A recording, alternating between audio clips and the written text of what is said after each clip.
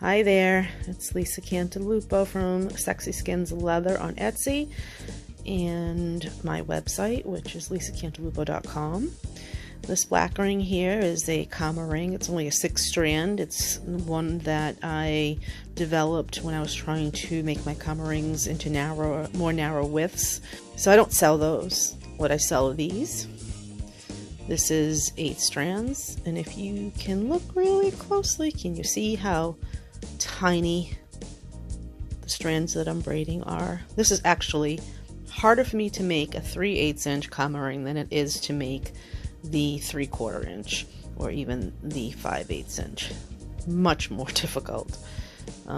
It's very difficult to get the strands this thin consistently because there's elasticity in the leather. So a lot of times I have to recut and start all over again. But I just kind of wanted to show you. I mean, I can still make a 6-strand if you like that.